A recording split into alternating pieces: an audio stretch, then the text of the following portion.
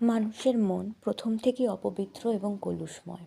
তাই কবিতার দ্বিতীয় দোহার প্রথম লাইনে উল্লেখ করেছেন, কিরাতি গাথা জো পারে সুধরে সাগরে কাম।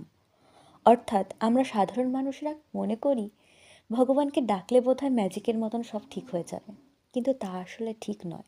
যখন আমরা মাতা সীতা ও প্রভু শ্রীরামের কিরাতি গাথা অর্থাৎ পবিত্র কাহিনীগুলি পড়ি বা শুনি, তখন আমাদের মধ্যে শুভবুদ্ধির সূচনা ঘটে। ঠিক সেইভাবে যখন আমরা খুব রেগে থাকি,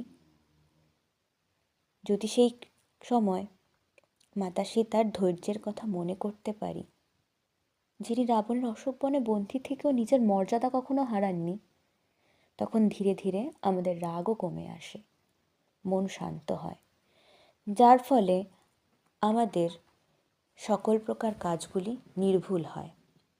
তাই বলা হয়, তার গুণগান করলে সুধরে সাগরে কাম, অর্থাৎ মানুষের জীবনের সকল প্রকার এলোমেলো কাজগুলি গুছিয়ে যেতে শুরু করে।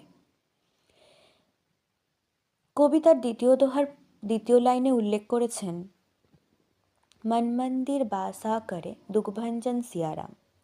অর্থাৎ আমরা সাধারণ মানুষেরা সারাদিন ঘরদোর পরিষ্কার করি, পরিচ্ছন্ন করি, যাতে ঘরে লক্ষ্মী এসে অধিষ্ঠান করেন, কিন্তু মনের ঘর, সেখানে ভয়, দুশ্চিন্তা, হিংসার ঝুল জমে থাকে। তাই কবি বলছেন, ঈশ্বরকে বাইরের মন্দিরে বসানোর পূর্বে নিজের মন মন্দিরে বসাতে। অর্থাৎ যখন আমরা ভক্তি দিয়ে মনের কালিকে ধুয়ে ফেলি, তখন সেই হৃদয়ে স্বয়ং মাতা সীতা এবং প্রভু শ্রীরাম এসে অধিষ্ঠান করেন। আর যেখানে স্বয়ং ঈশ্বরের বাস, সেখান থেকে অন্ধকার আপনা আপনি দূর হয়ে যায়। এবং সবশেষে সিয়ারাম হলেন দুঃখভঞ্জক, অর্থাৎ যারা দুঃখকে সমূলে বিনাশ করেন। আমাদের চারপাশের মানুষেরা আমাদের একটা দুঃখ দূর করার বদলে 10টা দুঃখ দিতে পারে, কিন্তু সীতা রাম কৃপা করলে মনের ভিতরে এমন শান্তি জন্মায় যে কোনো বড় বিপদও সেই ব্যক্তিকে টলাতে পারে না।